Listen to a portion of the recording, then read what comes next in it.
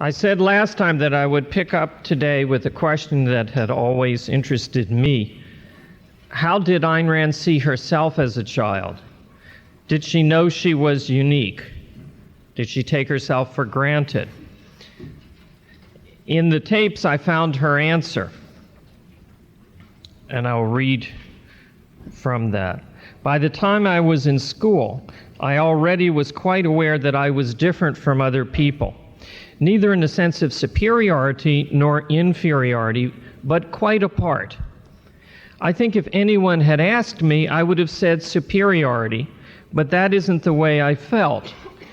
I felt what I value is superior to what the others are interested in. I think this is characteristic of the fully independent person. The fully independent person is beyond comparing himself to others in any way. And her attitude was that she is the absolute. Comparison is irrelevant in terms of comparing herself to others. What she does compare, not as a primary, but as a secondary afterthought, is her values, what she values, the content of her ideas and goals with those of others. This is the attitude of the total egoists. And in what follows, I think you'll see independence, first-handedness jumping out at her statements, from her statements about herself. Continuing with what she felt about others. They are not serious, and they are not ambitious. The main difference that I sensed, particularly in school, is that the other girls did not take their future as seriously as I did mine. No one took his life seriously. The question of why others were not interested in ideas always interested me, but in an impersonal way. It didn't bother me. I would try to define why once in a while, but it was not a burning issue. The burning issue was only that I was desperately alone. I felt they are not my kind of people, and I have to find my kind of people. Did I feel loneliness? Yes. But did I want anything from the people I knew? No. I was not popular in school. Incidentally, in Russia, they didn't start school normally until age 7 or 8. I was not popular in school, not that I was actually disliked. I was neither disliked nor liked. I was left strictly alone. I wondered about it, but I didn't resent it. It was just a question mark. From as far back as I can remember, I was terribly self-sufficient, I'll say.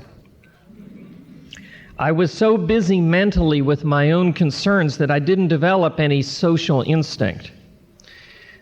If I may interrupt here, this is a correct description in terms of the psychological causality. That is, you either are or are not busy with your own concerns. That is, thinking and pursuing your own values. The desire for social approval is not a primary, it is a defense, a neurotic solution to not having developed one's own thinking and one's own first-hand values. Continuing. Having friends was never my first concern. My first concern was to be left alone so I could do what I wanted. What did I want to do? To understand anything which interested me. To understand, that was the main thing. From my earliest years, from preschool, I would ask myself a series of whys. I was very much what Frank, her husband, once described as the pro-effort child. I wanted to see everything. Life in general interested me.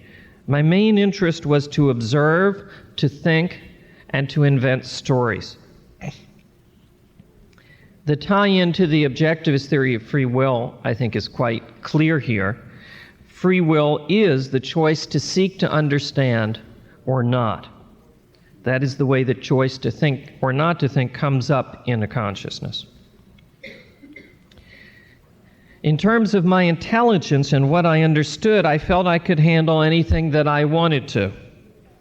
I had a tremendous sense of intellectual power. What I can't quite communicate is the unimportance that people, in that social sense, had for me. What interested me was anything that related to my values.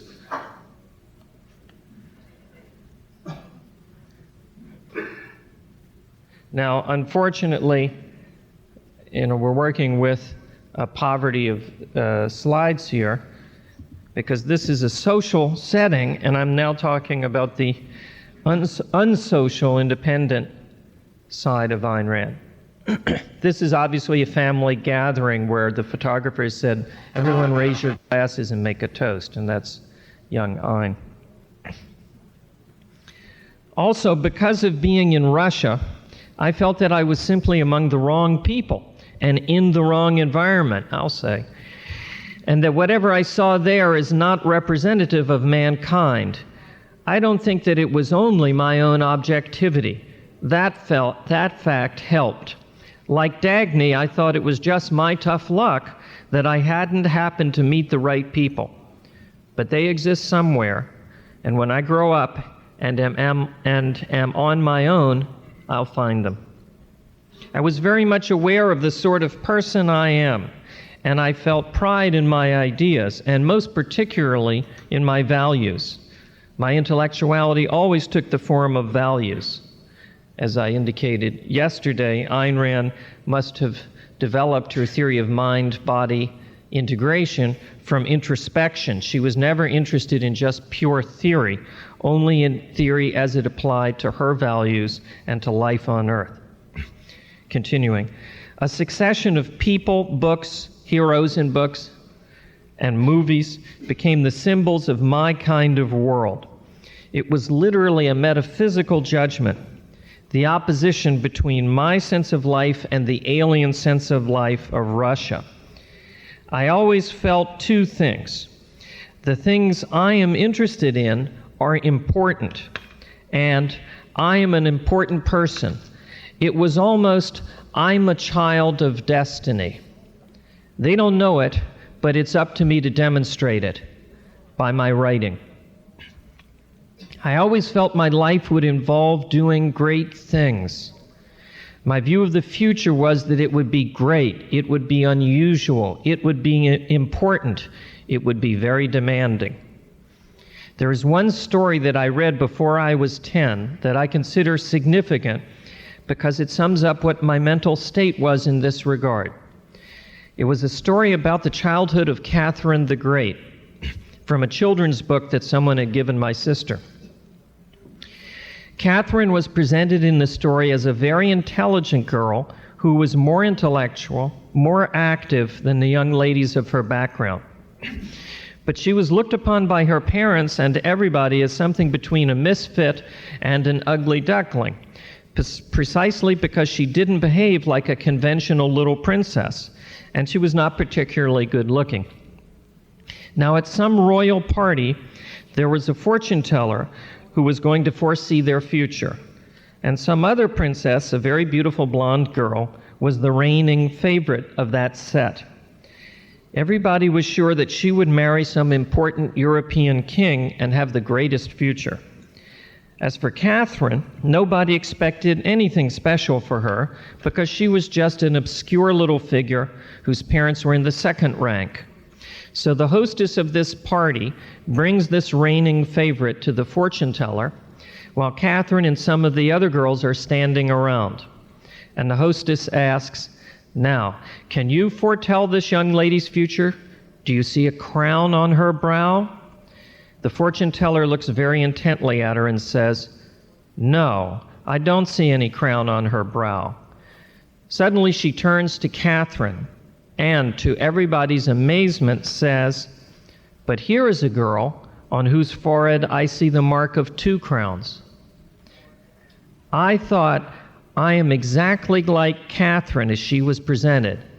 I don't fit into their schemes, and they don't know that there is a mark on my forehead. How I wish somebody would see it. I didn't mean it in a mystical sense. I knew very well this was intended as symbolism. This was the kind of incident in terms of which I remember feeling that I was a child of destiny.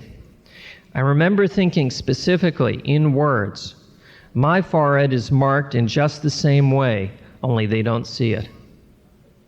Isn't that amazing? I have more on her view of herself, but from a little later age, after she reached the next major turning point in her life. This was an intellectual revolution she underwent at age 12. Listen now to the beginning of Ayn Rand, the philosopher. At the age of 12, I underwent a very conscious change epistemologically. I observed my whole method of thinking change. I began to think in principles. That's what I called it then.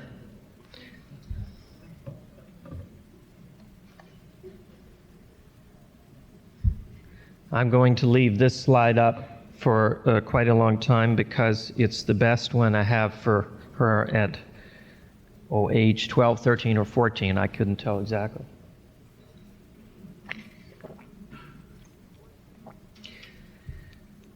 Before that, I had very definite convictions about whatever I was concerned with. But at age 12, I began a process of mental integration. I began to question myself. This is what I believe. Why do I believe it? What is the reason?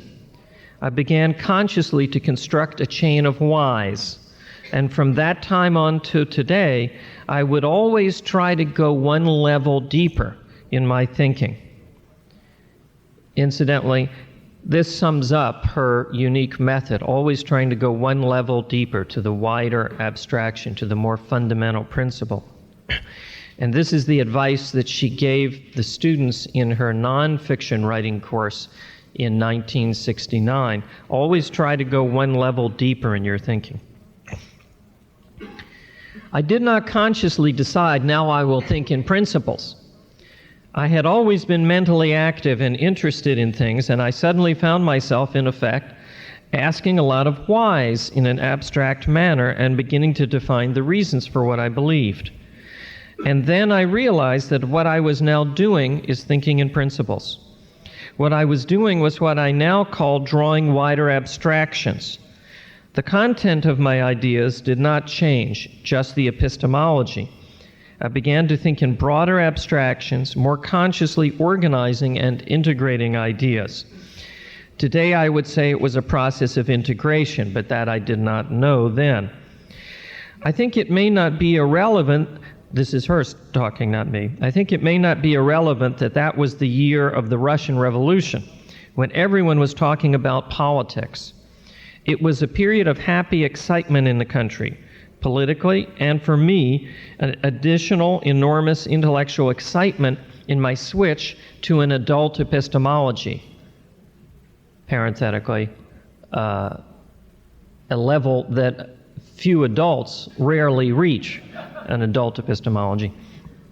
I was beginning to think in principles, to form my own ideas, so that was a very happy period. Close quote. Now, you have to be clear, something that confused me until I made it very clear in my mind. There were two very different Russian revolutions, in fact, opposite Russian revolutions. And they occurred in the same year, 1917. The first one, the one that inaugurated this happy period, was called the Kerensky Revolution, or the February Revolution, or the Bloodless Revolution. That was the revolution against the Tsar, and it aimed to set up a more or less parliamentary republic. That one occurred in February 1917. The second revolution, the Communist Revolution, the one we normally think of, occurred about 9 months later in November 1917. So there was a complete turnaround during that year from an optimistic pro-freedom movement to the communist takeover. Ms. Rand says, I was very much in sympathy with the Kerensky Revolution.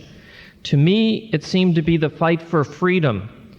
And freedom at that age, I already understood in terms of individualism, that it's man as an individual who's free.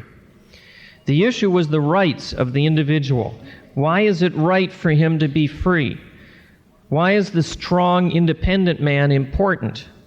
I can't remember the specific formulations of the answers I gave myself then, but I remember the total effect, that reason is a primary value.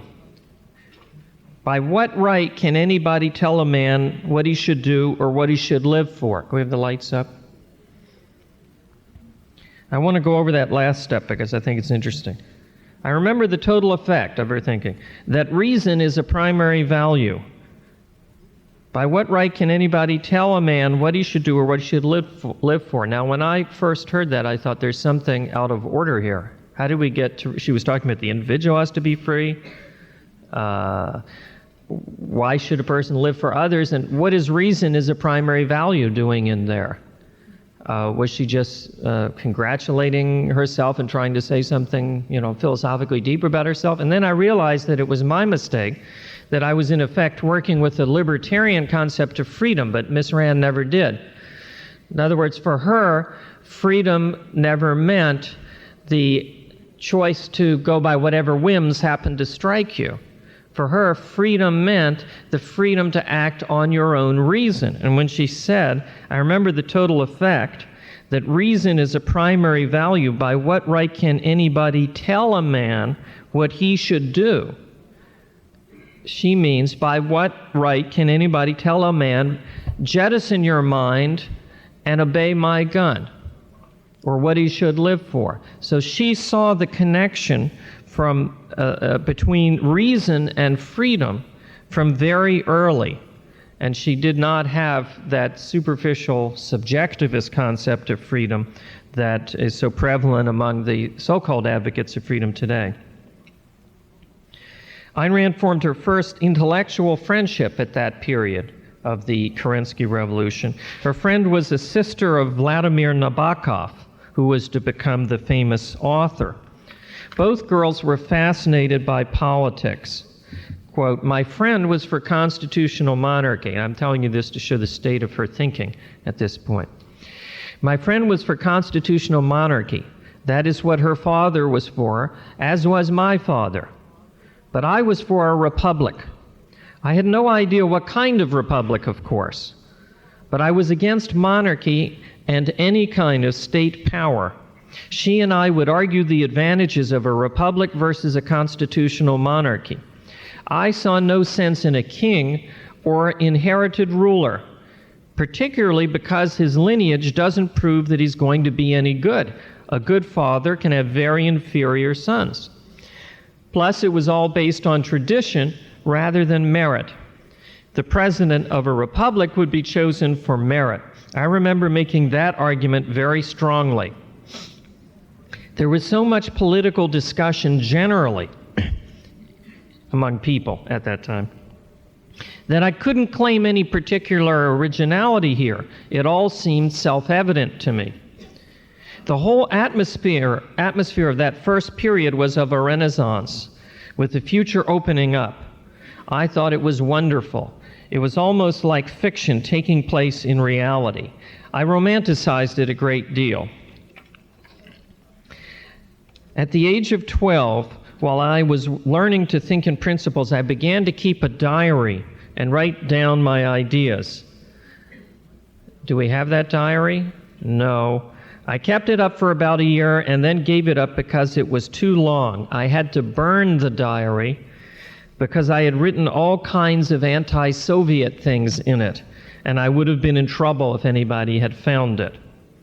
I wrote in the diary about the value of the individual, that man has the right to live for himself.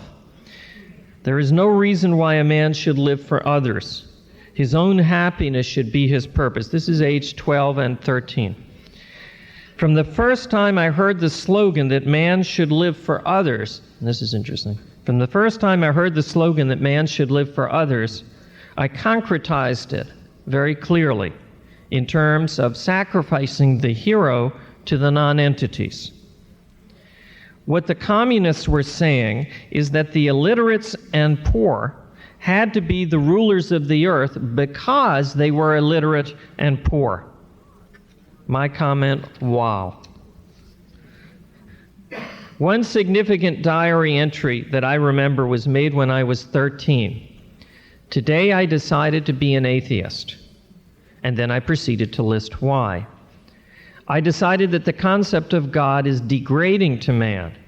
Since they say that God is perfect, and men can never be that perfect, the idea necessarily makes men low and imperfect.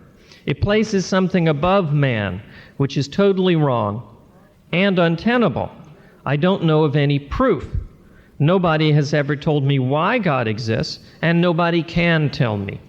It is obviously an invention. Since the idea is rationally untenable and degrading to man, I am against it. I remember sitting and thinking about it and considering all the different angles, and then entering my conclusion in my diary. It was as simple as that. And the strange thing is that I never had to add to it. That reasoning remains sufficient. Today I can expand it into a volume if necessary, but the essence is the same. I had previously been very contemptuous of faith and mystical beliefs anyway, but up to that time, the issue of God didn't really bother me one way or the other. In childhood, I would have said, well, yes, I believe there's a God, but in this tone and with that little importance. Later on, from the age of perhaps 9, the issue was suspended. I wouldn't have said I believed or didn't believe. It just didn't concern me at all. But at 13, I was asking myself consciously on crucial issues, what do I believe? It was then that I formed a firm conviction of my own on the subject. It felt like an integration of something that had been growing for a long time. My decision focused the issue of reason versus mysticism for me. Reason was always an absolute for me. I can't remember any time when it wasn't. I held that everything has to be proved, and if something cannot be proved by reason, then it's nonsense. My contempt for any irrationality was a permanent leitmotif. The issue of reason as an absolute was under my interest in morality, my man worship, and all my values. On politics, I would argue or discuss issues with people, but on reason, I would not enter any argument. If anyone would say anything against logic or reason, I would not care to argue because the feeling of contempt would be overwhelming. I would tell them, "You're talking about faith. I haven't any." And of course, later she identified the reasons why it's not only a disgusting conversation to get into, is reason valid, but that it's actually an illogical and wrong discussion to get into, is reason valid, because it sanctions the idea that you can have a rational discussion about the legitimacy of reason. She was to write in Atlas Shrugged, "There is no honest revolt against reason." Continuing from her tapes, "The Russian Orthodox religion is the most mystical of all. There were religious classes in school, and the Jewish girls were allowed to sit in the back of the class and not take part in them. I would write novels during that period. But what I could hear of it and the style in which it was being taught gave me the impression of something revoltingly dark. Dark is the adjective I would have used.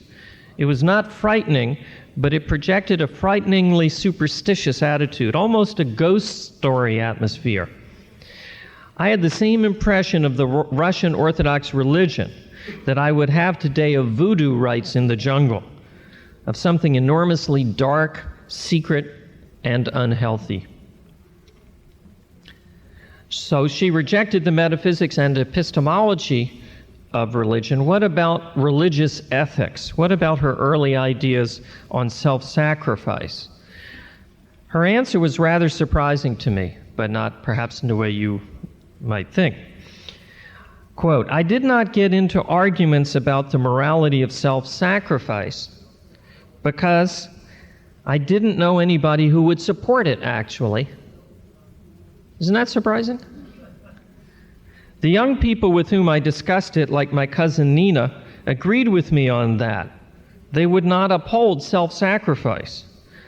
Now, I suppose part of the explanation is the way that she would have presented it to them. I can just see her saying, do you believe that the man of genius, the productive, creative individual, ought to be treated like an animal and put on an altar and his heart and soul cut out to benefit some incompetent somewhere? And Nina's, no.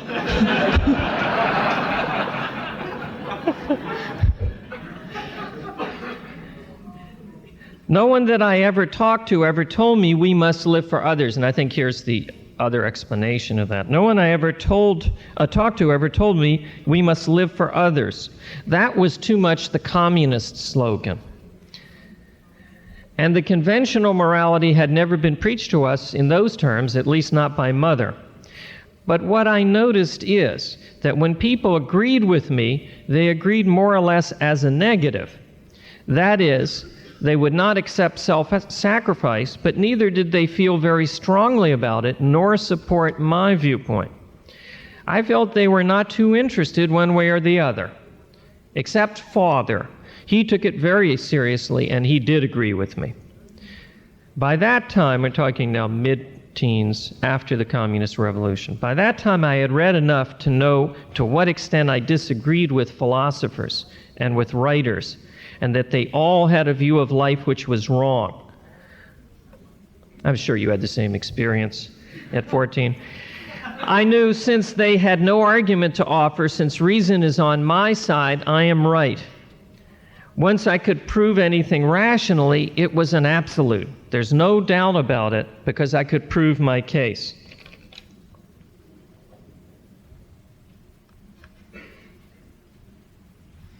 Now here, do you see where she is? This, I think, is her graduating high school class, or gymnasium as it's known over there. So it's more than high school here. I think that this must be her graduating class in the south of Russia, where they fled from communism from 1918 to 1921. It looks like a class of high school girls. And if so, it's very likely that this is her professor of mathematics, because there are only two men teachers at the school, and one of them was a priest, and this guy looks like he might be in some kind of religious garb. But someone up here, if I'm right, some of these male figures, one of them is a professor of mathematics who greatly influenced her by showing her the rigor and clarity of mathematics. How did the change in her thinking method and in her ideas, in her growing intellectuality, affect her social relations? We saw earlier how she felt different from others, how she felt she was a child of destiny, and that she was self-sufficient. Thinking and principles made her eager to talk to others, but not on the level of chit-chat. But small talk was what others expected and wanted. So here is her later view of herself in relation to others. She felt very uncomfortable socially in regard to other people. She said, I didn't know what to do with them. After age 12, when there was any occasion for a discussion of principles or for asserting myself in the realm of ideas, I would be too violent. I would get too angry. I was very proud of my essence, but I did not like my form of behavior. I would alternate between bashfulness and violent intensity. I was aware that it isn't right, only I had no other form of behavior. I would argue at the slightest provocation, whether people wanted to hear me or not, and this is another thing I would criticize myself for. I was very often aware, particularly in college and in relation to my cousin Nina, that they didn't really want to talk and that I was forcing the conversation. I knew it was wrong. On any other issues, I was so indifferent that I would be bashful because I literally didn't know what to talk to people about. I considered that a technical flaw. I thought that it was one of the things that I would have to overcome as I grew up. The reason I gave myself as to why I couldn't overcome it at the time was this. I felt I'm not a free agent yet. My life will begin when I am strictly on my own. I am not yet in my world. When asked how she evaluated the fact of not having social skills and not being appreciated for her virtues, she replied, "I'll tell you what my exact conviction was. I thought it was my fault in form, and under it I had the feeling it is their fault in essence, but I can't yet prove it. I had a very strong feeling that they're wrong," that is, not to appreciate her for her rationality and intelligence. "I had a very strong feeling that they're wrong, but until I could begin to formulate it, which didn't come until about my college years, my attitude was this: I know they're very wrong, I think that they don't appreciate me, and that objectively my attitude is right, only I can't prove it to them, nor to myself, therefore I won't blame them yet." The point, of course, is her objectivity and that she didn't drop it. It remained, as she stated, an open question. Then years later, she says, "When I entered college, I began to notice signs that I was being resented for what was actually a virtue.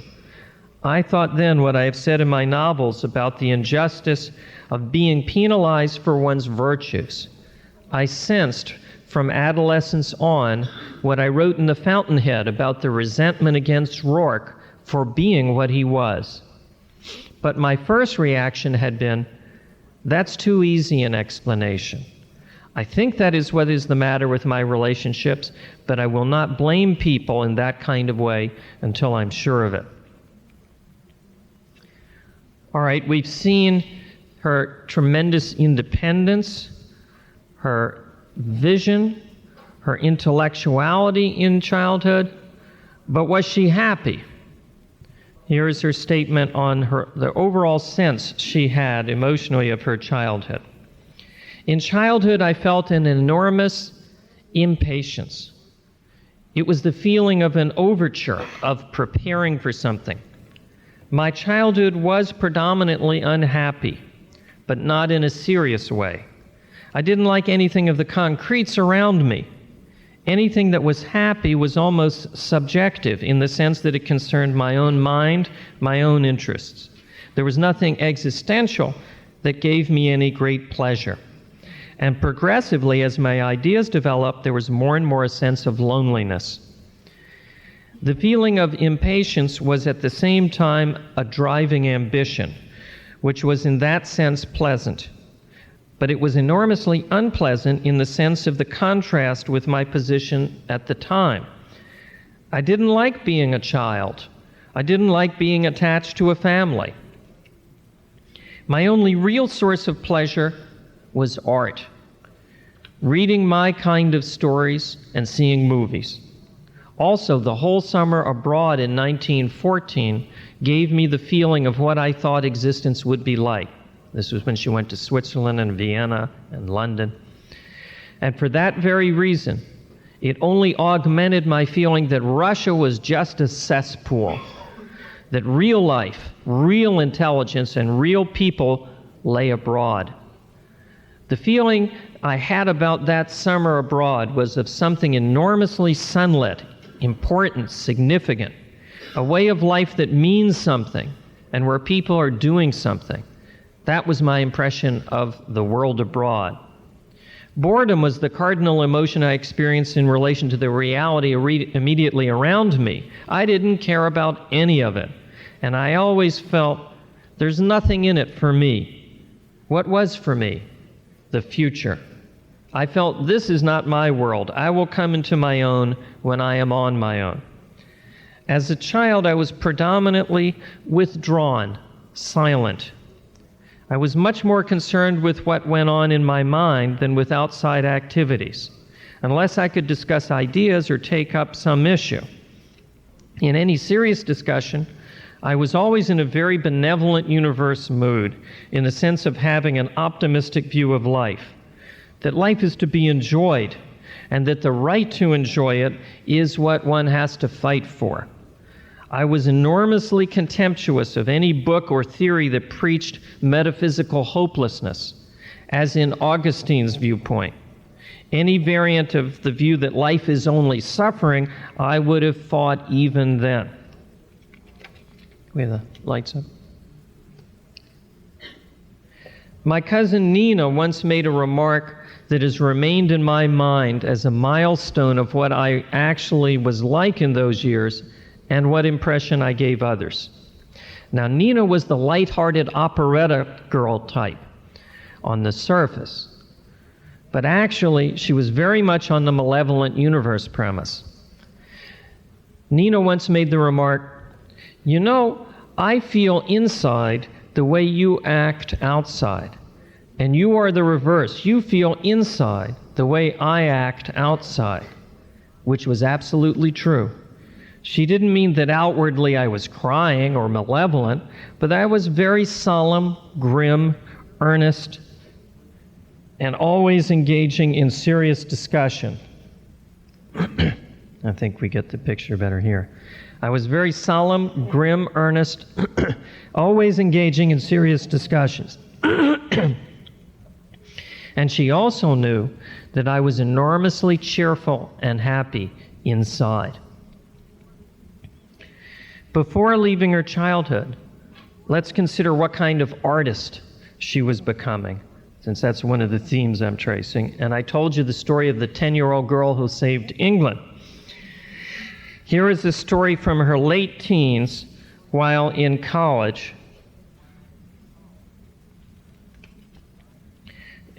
She devised a science fiction story about a giant airplane of the future, the size of an ocean liner. Due to some freak accident, she calls it a cosmic disturbance or storm, gravity gets distorted so that the plane goes into space and gets trapped in orbit around the Earth in some kind of gravitational pocket. The passengers on this giant spaceship have enough supplies not only to survive, but to build a little self-sustaining community, growing their own food and living in space while they try to figure out how to get back to Earth. Writes down. Now, I take it this is from around that time, this slide. Against this setup, Ayn Rand spun a tale about communism versus the mind.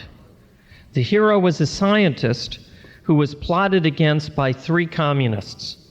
The communists take over the ship and set up a little communist society. Quote, "Then I show how the whole society disintegrates. The chapter in which I show this I was going to call Humanity in a Teaspoon.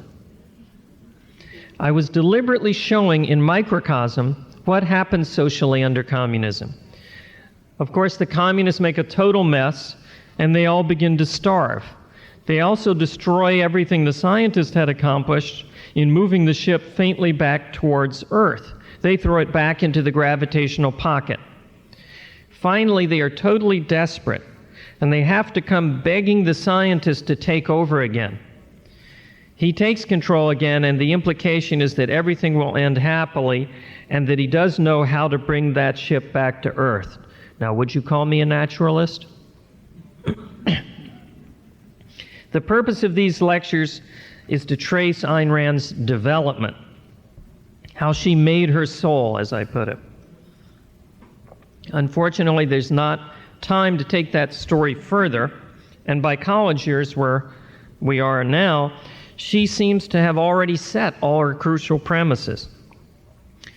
However, much, much later, there was one further turning point, one further development that I think is fascinating, that I knew nothing about until I began to listen to these tapes and read the transcript of them. So let's move now a half a century later to see how she decided to become a philosopher in the explicit sense of writing nonfiction articles and books on objectivism.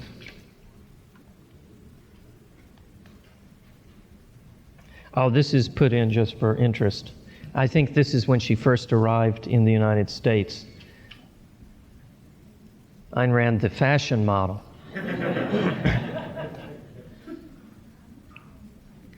After Atlas, this is she and her husband, Frank O'Connor, in the RCA building in New York. After Atlas, I could not make up my mind. Am I a fiction writer or am I a philosopher? Or rather, I knew that I was both, and neither prospect alone quite appealed to me. I did not know what I wanted to undertake next. I was enormously shocked by the state of the culture and by the attacks on Atlas. Not by the attacks themselves, but by the fact that there was nobody to oppose them. I had expected more intelligent smears. What shocked me was the abysmal, stupid hooliganism of the reviews. They were total distortions, self-contradictory even within their own terms, and there was nobody objecting to it. The whole state of the culture suddenly appeared much worse than I had imagined, because through all the years of writing Atlas, particularly the years in New York, I was really out of touch with the culture. I had stopped reading newspapers and magazines regularly. So my first question was, to whom are we addressing ourselves? In other words, are there any minds out there? I must say I was almost paralyzed by disgust and contempt. Contempt is the most awful feeling because you feel you are fighting lice and you're in a vacuum. And if I feel contempt for the whole culture, it doesn't make sense to write. Now, I knew this was a journalistic, not a metaphysical feeling, but for a long time, I couldn't identify either how to judge the state of the culture or how to judge my own premises, meaning in terms of what she wanted to do next, her career premises. Regardless of what reception Atlas had received, I would have had a problem as to where to go after Atlas. But feeling that I'm living in the last days of the Roman Empire made it worse. Now, the crucial decision to then go into philosophy, the crucial element in my decision to then go into philosophy was Nathan and Leonard, Nathaniel Branden and Leonard Peikoff. At first, I thought that Galt's speech was sufficient, as Leonard put it, for a man like Reardon to live by. Galt's speech is the philosophy that a rational man who is not a philosophical specialist needs in order to guide him. And I thought that this is all that one needs in philosophy. I was not interested in being a technical philosopher. And I felt that either Leonard or any other philosophers who might be interested, if they exist, could write a nonfiction presentation working out all the points of Galt's speech, presenting it in full detail. It was Nathan who first told me that he didn't think anybody else could do it, and that I would have to do it. At first, I did not see that at all. Then I began to watch the state of the culture. In this period, I read a few of those modern philosophy essays that Nathan gave me, and I had all the questions that Leonard was bringing home from NYU.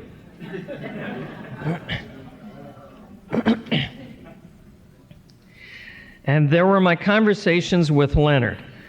I began to see that what I took as almost self-evident, which is the further meaning of Galt's speech, was not self-evident at all. I began to discover that the kind of issues which I thought I could explain to Leonard, and which I couldn't claim to be contained in Atlas at all, such as my theory of universals, were much more enormous departures from today's thinking than I had imagined. Even in discussing it with Leonard, I began to see that it isn't easy to present, nor to grasp. I saw that a real job is needed. But the crucial thing that made it real to me was one conversation with Leonard. We weren't talking about my future plans, but about Kant. I think it was while talking about the paper on Kant which Leonard did for me. It was in that context, or in that period, that Leonard began to realize the importance of my statement, existence is identity. He explained to me in what sense no philosopher had claimed it, not in this form. I had thought of that point as being merely a clarification of Aristotle, as I said in Galt's speech. I began to realize in what way it isn't. That was the turning point in my decision. I told Leonard on that day, when we discussed the issue of existence and identity, that now the decision to write the nonfiction book is final. And that book is Introduction to Objectivist Epistemology. Before that, I had kept saying I might do it. I had been very carefully saying, I don't know, I haven't made up my mind yet. On that day, I told Leonard, "Now I have made up my mind." That conversation with Leonard about existence and identity was an intellectual landmark. I began to see what Leonard had claimed. It's earlier than we think. It's earlier than we think. Culturally and philosophically, we're in the age of pre-reason. That made an important difference because you see, and this startled me in a way, you see, I had the view that the 19th century and its philosophical foundation were firmer than they actually were. It's quite a different view if we realize that the foundations were not secure at all, and that in fact there are many signs in America that people are not yet in the late Roman Empire stage, only there is no intellectual leadership. It's that has changed my view of the culture. Then the magnitude of what had to be done in epistemology gradually occurred to me, particularly from reading any of those modern articles. I began to feel like an intellectual detective in regard to the manner in which I can cut through the nonsense and see what is the basic error, I'll say. And that no one else seems to be doing it. No, I don't think so. I began to be interested. Now, what I think is interesting here, see, Ayn Rand had to go through the same process that most of us went through. I know and I'm sure most of you read Atlas Shrugged and thought, well, that's it. We'll parachute a few million of these copies down on the United States, and a few people will read them, and that'll be it. And then I began to realize that Atlas Shrugged and the philosophy are really not just common sense, it's not self-evident, and that other people really do believe false philosophical ideas, and that the intellectual leadership is not just closing its eyes, evading and screaming, no, no, no, but they have automatized an entirely different philosophical outlook that they don't even think of questioning, and that after a certain age it's almost impossible for them to question. So I think we all go through this process of coming to realize that our implicit philosophy and that objectivism is not just a simple, obvious, common sense thing, that if you see it that way, it's a compliment to you. It shows a long period of automatizing correct thinking processes for you to be able to say, oh, well, this is just common sense. And that other people who have automatized things based on a whole tradition going back to Kant and before of an opposite philosophy need an awful lot of discussion, even if they are, even if they're going to be honest. More than just personal honesty is required. An awful lot of philosophical teaching, discussion, and training is required. Continuing now, then the magnitude of what had to be done in epistemology gradually occurred to me, particularly from reading any of those modern articles. I began to feel like, I read them, intellectual detective. Okay. Since reason has been my top value from as far back as I can remember, even above selfishness, except that they're corollaries, I would always be inspired to do something in the crusade for reason if it is necessary. You see, before that, she didn't think it was necessary. She thought it was self-evident. But at first, I didn't see what else there was to do that would be crucially important. I didn't want to do merely a rehash or a chewing of Galt's speech. Well, gradually, as I began to see how much is unknown about reason, as I began to see new aspects of my theory of universals, when I projected how I would present it formally, I began to see that there were much wider aspects that were important. Before I had treated it as simply an explanation of what concepts are. But when I projected the issue of how we form concepts as distinguished from what they are, I began to see enormously important issues that need statement and definition. And that interested me. And the little reading for it that I have started doing interests me enormously. Another contributing influence, of course, but only contributing because my mind was already made up, was my meeting with Hospers. John Hospers is a contemporary philosopher who at this time was teaching at Brooklyn College.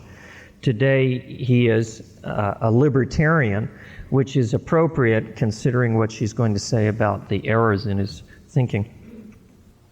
Conversation with Hospers made me see the enormous holes in today's view of philosophy and the unsolved issues. We had a few epistemological conversations, and more than the specific issues, he gave me the sense of a whole approach, a whole method of approaching epistemology, that is, his method, which is so enormously wrong, and made me see clearly why it's wrong, and what it is I take for granted that they don't know. Leonard kept telling me that my book would be much more revolutionary than I had imagined. Well, at first it was just an abstraction to me, and then gradually I began to see why it would be so. And right now, which is 1961, is that she's saying this, and right now I am beginning to feel not only that I want to do it, but actual enthusiasm and impatience. I'm beginning to be very nervous about all my speaking engagements because it's time to get to work. And I have not felt that since I finished Atlas. So that is a very good sign. It reminds me of the early days of approaching the Fountainhead, or Atlas. That is the feeling of taking on a big assignment, and it's a wonderful feeling. Isn't it interesting that the thing that would motivate her is the idea, this is hard.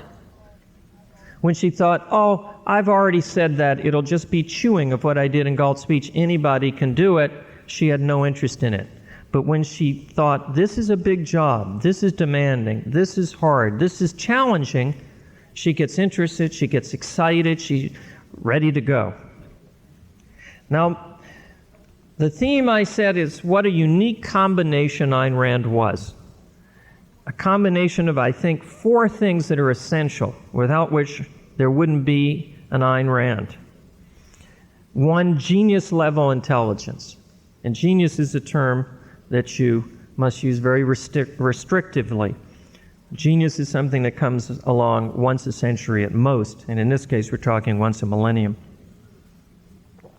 2, a profound lifelong interest in philosophy. 3, an equal interest in art. 4, heroic personal virtue, full rationality. I think we should have the lights now. Notice what happens if we subtract any one of these elements. I'm going to differentiate now by taking them away just one at a time. Without genius-level intelligence, she would neither have made the achievements nor found the audience that she did. With less creative ability, she couldn't have broken through the opposed forces of the establishment. And the resulting person, however admirable, would not have been Ayn Rand.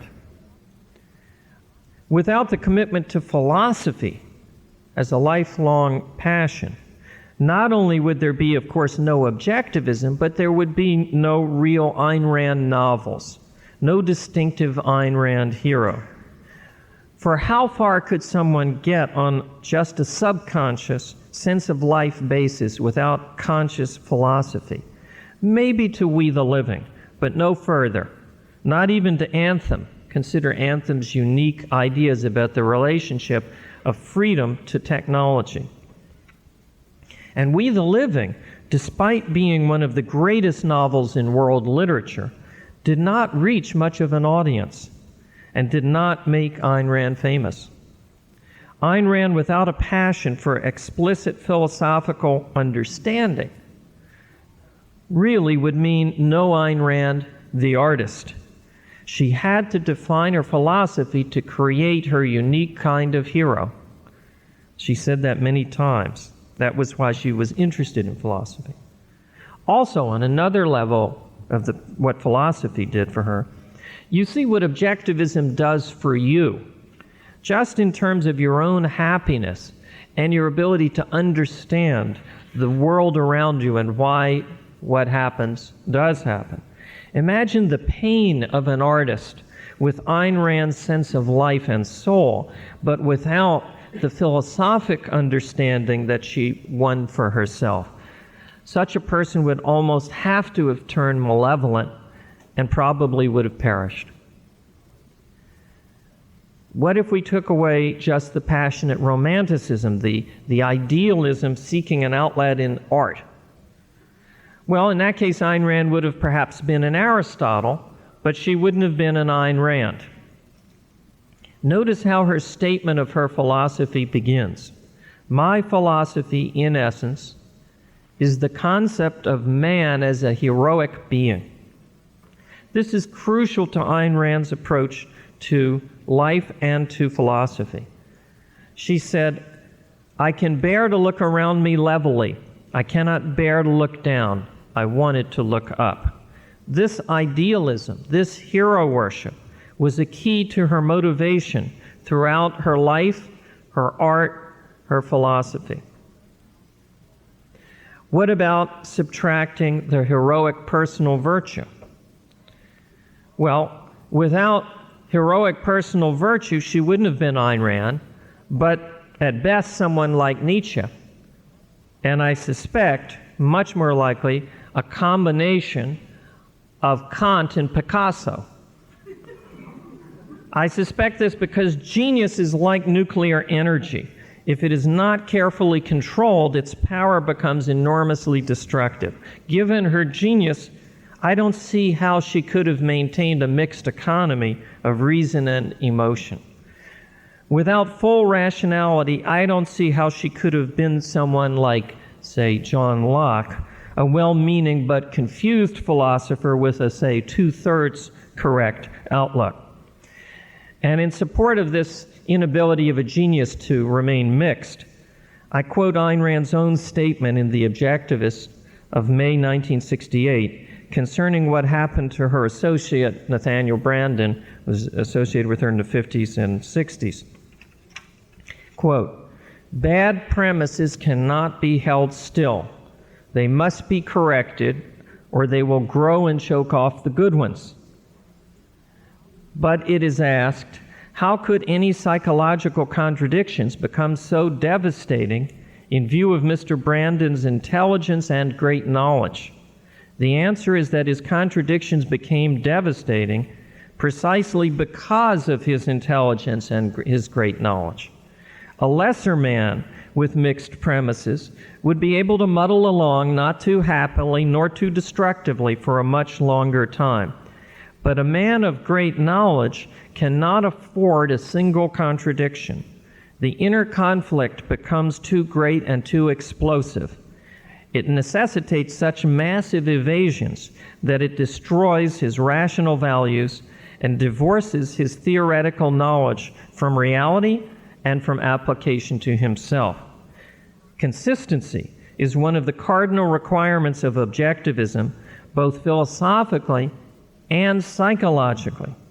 It is a dangerous philosophy to play with or to accept halfway. It will stifle the mind that attempts to do so. A novel like Atlas Shrugged, with that consistency, that scope, that power, that originality of conception and of vision can only come from an equally consistent, powerful, and self-created sense of life.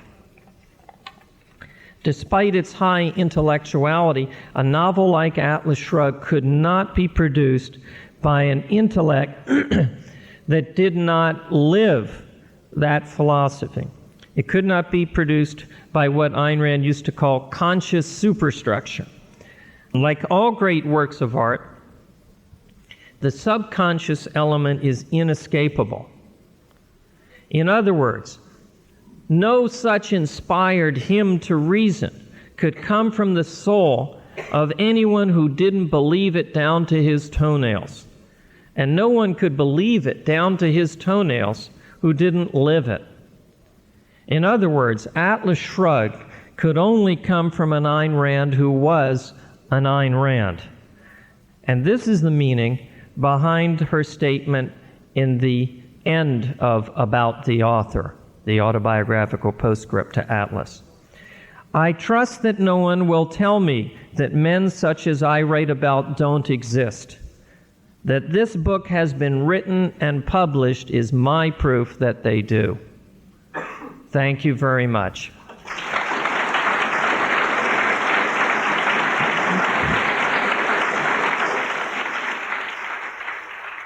Thank you. Yes. I know this is speculation, but considering Ms. Rand's ethical orientation and her man worship, how much do you think that the fact that she was a woman played in her development, both morally and intellectually? Oh, that's an interesting question. How much did the fact that she was a woman play in her development? Well, it certainly influenced her writing. Her writing is certainly the kind of writing that a woman would do more than a man. The focus on the heroes is from a woman's perspective. The way the writing is done, the way the sexual scenes, of course, are presented, is from the woman's perspective. I think the only way I can consider it entering into her development of her philosophy is along the lines of what I said about just challenge motivating her. I think the fact that she had to work a little harder to impress her male colleagues may have been an additional motivational positive. It just made her more different from the other thinkers. She had to prove herself, and she said this.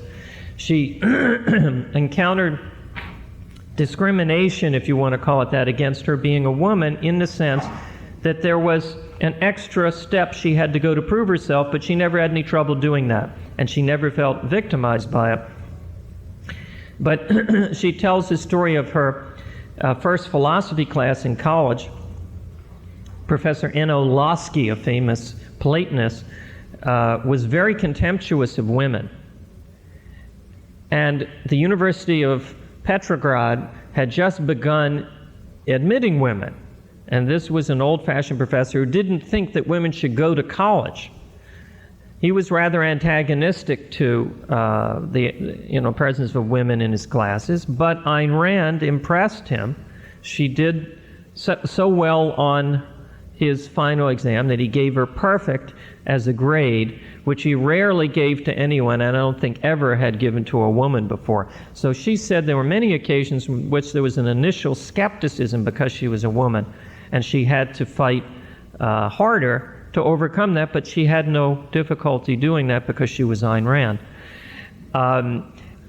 Other than that, if you're talking about the content of the philosophy, I can't see any influence except the emphasis on man the hero. The emphasis, but not the fact. John? Yes, you made a big jump of 50 years in there, and I get the impression you've probably got a lot of materials just impossible to cover. I'd throw the ball back in your court and ask, what would you have for an incident, idea, or event that you would like to share in that period that you just couldn't get to? I really have a person I do have something I'd like to share, but it's more of a person because there's hundreds of interesting events in the period. Some of them you're familiar with from other sources, some good sources, some not. But the one thing that I would like to share with you, since you threw the ball to me, is really a person, which is Frank O'Connor, whom I didn't have time to cover directly in the talk. His name came up a couple of times, but it was very important to her. She told me that we were talking about what Frank O'Connor had contributed to her, and she suggested to me at one point, maybe I'll write an article for you entitled, meaning the Objectivist Forum, entitled, My Debt to Frank O'Connor. And a couple years later, after Frank O'Connor had died, and I was certainly eager to have anything I could from her, I said, are you going to write that article for me, My Debt to Frank O'Connor? And she indicated she didn't want to, and I said, well, you said you would do it. You promised. And she looked at me in that way, which I can't reproduce, and she said, and if you really want to torture me, you will hold me to that promise. So I didn't. But I do have some slides and a few things to say about Mr. O'Connor. Everybody calls him Frank, even those people who don't call her Ayn, because even those people who don't know him have gotten the word on what a friendly, likable, charming person he was. And I have some slides. This is several, as you can see, a montage, a collection that he used to send around to studios to get acting work. So it's him in various roles, or not in the roles, but just a photo composite. Oh, incidentally, before I forget, that date I gave you last time on Canadian Capers is wrong. Dr. Berliner pointed it out to me. That was 1937, not 1950, when she was 32 that she found that, and she may have heard it earlier, as I thought. It sounds like it comes from the early 20s, musically. But it was a different record I was thinking of that was from 1950. So that was 1937, age 32. Now, there were lots of stories that she told me about him. I knew him just a little bit because I became friendly on a personal level with her just shortly before his death. And I saw him at parties, I saw him at gatherings, I spoke to him, but it wasn't the kind of relationship where I could just call him up on the phone and chat, or where I could suggest I come over to socialize with him. I didn't have that kind of relationship with either of them until 1979. He died in October or November of 1979. So I knew about him just from afar and from stories she told him. One that really impressed me, that you probably haven't heard, is that at age 6, it came time for young Frank to go to school. And his parents were Catholic, and they enrolled him in a parochial school. After about 2 weeks, the school officials called up the O'Connor household. "Where's Frank?" "What do you mean, where's Frank? We're sending him to your school every day." It turned out Frank had gone a couple of days to the parochial school, hadn't liked it, and at age 6 had marched himself over to the public school and enrolled himself in public school and was attending public school on his own, not telling his family. There's a description that of herself and Frank that Miss Rand wrote to her sister when she got back in touch with her sister in 1973. Her sister Nora, the younger one, the little one, who was 5 years younger, which is a tragic thing in and of itself because her sister had become totally destroyed by living under communism all her life. And she turned out to be an evil type of person. But not knowing this, Miss Rand wrote her in Russia, and she says the following: "It is remarkable that Frank and I resemble Fadia and you." Fadia was Nora's husband. "Frank and I resemble Fadia and you in temperament. I am tense, aggressive, and very articulate. Frank is calm, gentle, and silent. But inside, he is tougher than I am. And if we ever disagreed, I wouldn't be able to budge him, and nobody would. I call him my Rock of Gibraltar. When I am unhappy or discouraged, which is not often, he is the only one who can give me strength." I think the best way to acquaint you with Frank O'Connor is to show you my favorite painting, which is by him. I don't own it, but Marianne Suarez has loaned it to me, and I've had it for several years in my apartment. I don't know whether it will come across in this homemade photograph, and I suspect a lot of you won't particularly like it because it's a still life. And before I show it, I think that'll be the next slide coming up. No, actually, there's something else, if I recall my slide order. I'm going to show you that painting in a minute. But first, I want to show you something very different pertaining to Frank. This is a drawing of Frank O'Connor done by Ayn Rand. You see the AR? AR.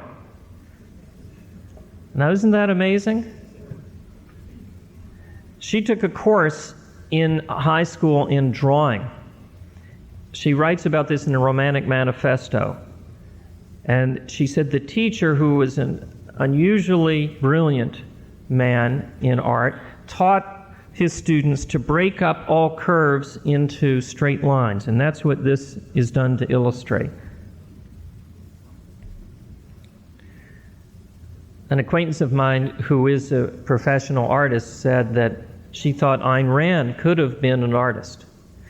I mentioned at the outset from her earliest memory that she had a strong sense of the visual. She mentioned the streetcars' yellow and red lights. This shows how strong her sense of the visual was. And if you read her writings, you see a very definite focus on the visual artistic element. And it's no accident that the man she fell in love with was also an artist. Now this is the still life. Do we have the lights down? This is actually an assignment. It's a little strange. It's a lemon hanging on a rope with some books, a wine glass, a copy of the New York Times, on a table. This was an assignment given to Frank O'Connor by Cappelletti. The painter Cappelletti, whom Miss Rand has written about, was in correspondence with the O'Connors and was teaching Frank O'Connor painting. He only began to paint in his mid to late 50s. He only found the love of his life in terms of career in his 50s. And the assignment here, I'm glad to say, was three-dimensionality. Because the first time I saw this on Ayn Rand's wall, I said, gee, that's a three-dimensional looking painting. And she was very pleased by that. Cappelletti said, you know, there should be paintbrushes, there should be a lemon hanging on a rope. That's Cappelletti's kind of whimsical, somewhat surrealistic approach. And a couple of books, and yes, one of the books can be Atlas Shrugged. And that's what this one is, if you recognize. This one is just some red book for contrast. I thought maybe it would be Cyrano de Bergerac, but it isn't. It's just some red book. I'll show you a little closer detail. It's a little washed out. The colors are stronger. It's technically there are flaws in it. But what I love about it is the sense of open, modern, jaunty, happy, clean, pure universe. And I have this in my living room right over the center of the wall opposite my couch, and I spend a lot of time looking at it, and it's really my favorite painting. And I have two Cappellettis on the same wall, which I don't look at nearly as much. Okay, we have the lights a little up now.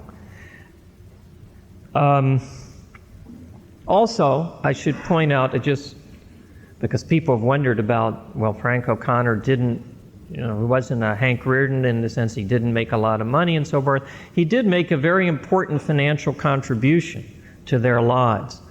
When Ayn Rand sold the movie rights to the Fountainhead, they didn't know exactly what to do with the money, and the apartment they were living in, the landlord didn't allow cats, and they had a cat at that time, and they weren't prepared to give the cat up, so they had to move.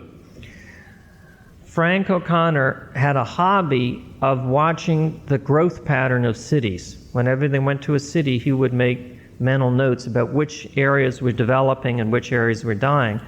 He suggested, against Ayn Rand's wishes, that they move to the San Fernando Valley and buy 20 acres, I believe it was, of ranch land. There was a house there designed by Richard Neutra. I think I have these slides here too. Let's see. No? It may be at the end, or I don't think I put it in. You've probably seen pictures of that Richard Neutra house they lived in the San Fernando Valley, 10,000 Tampa Boulevard. They bought it for $20,000 in 1944. Is that right, Dr. Berliner? 44? Yes. And they sold it sometime in the 60s, now even allowing for inflation, they sold it for $200,000.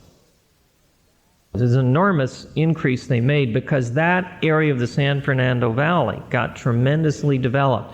And if you go out there now, it's some sort of housing project right across from a huge shopping center.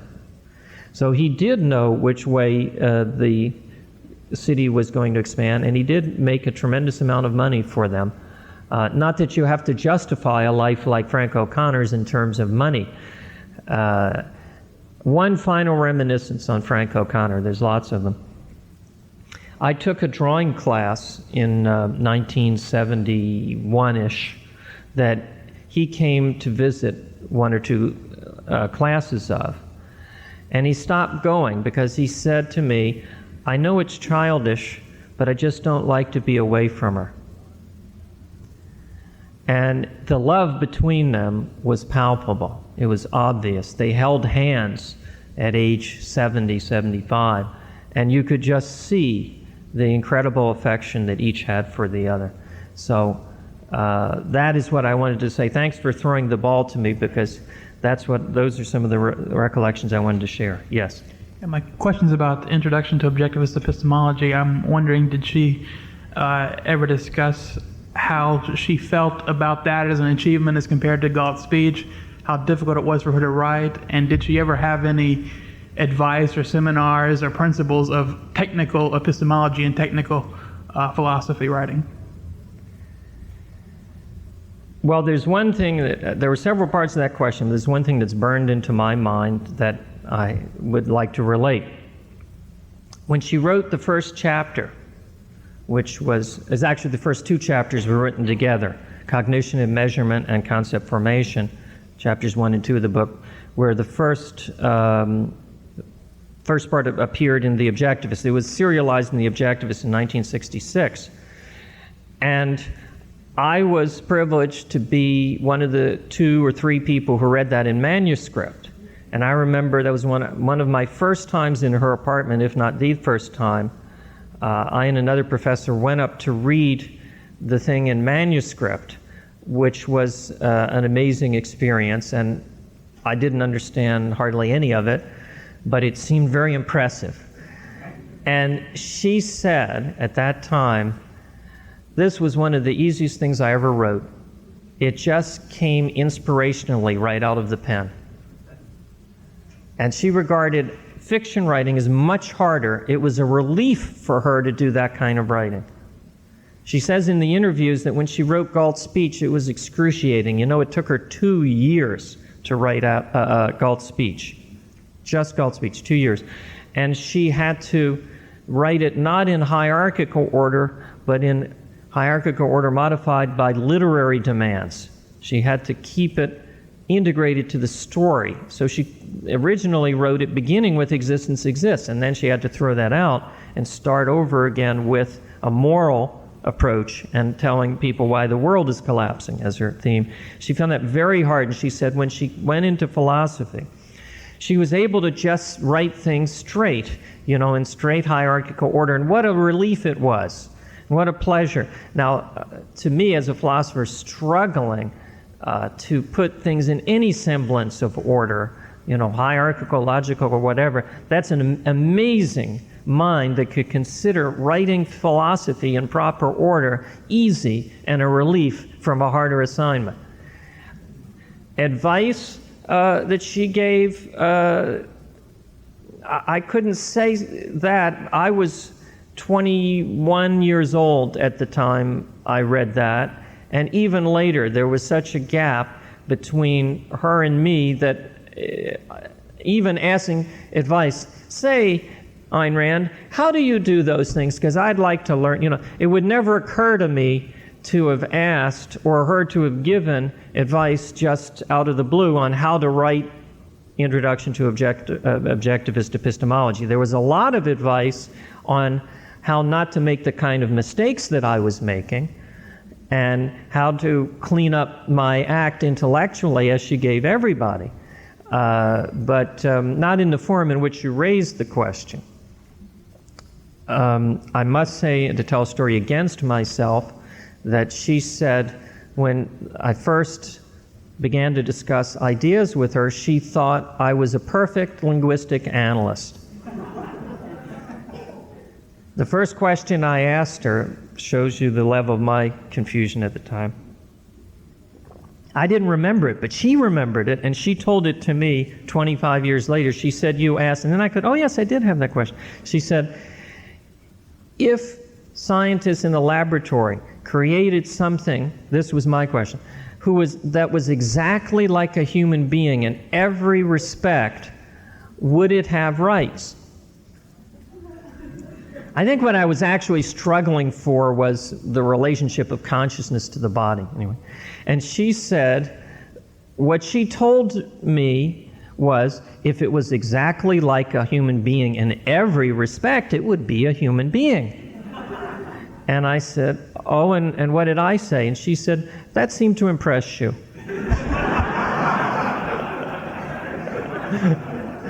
Dr. Locke? Yes. These two talks you've given have been so absolutely fascinating and inspiring. Could you agree to give about 6 more at future conferences? Oh, thank you.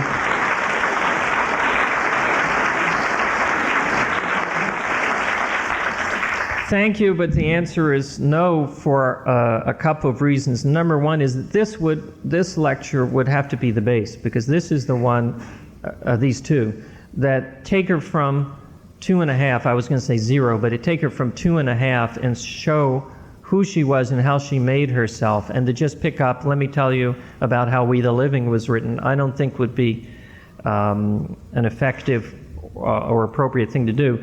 And the second thing is, I'm not a biographer, and as much as I loved Ayn Rand, I found it very hard work to edit this material and put it together, and I've been away from doing my own work in philosophy for so long, I'm really eager to get back to doing that. So I certainly appreciate the request, but I'm going to have to say no.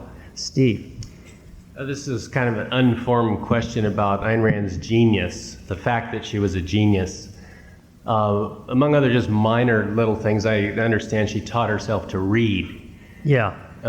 And, well, was there anything in the interviews about that issue? Because I understand she had an aversion or, I don't know, some way in which she didn't want to view herself as a genius, which is always, and for somebody of her self-awareness, it's always been baffling to me. No, I wouldn't say she had an aversion to it. It just wasn't her own perspective on herself. A genius doesn't look at themselves as a genius, just as we don't sit here and think, my God, how modern we are. How modern we are. Here we are so far from 1272. Now, if you were living in 1272 and you're suddenly put into this room, you would say, Jesus, don't these people realize how modern they are? Don't they realize that they've got clothes not made directly from animal skins? Isn't that on their mind all the time? But it's certainly on her mind sometimes. I mean, yeah, a lot. As she said, especially if you're into history. She said, I realized I was the exceptionally gifted child, as I quoted earlier.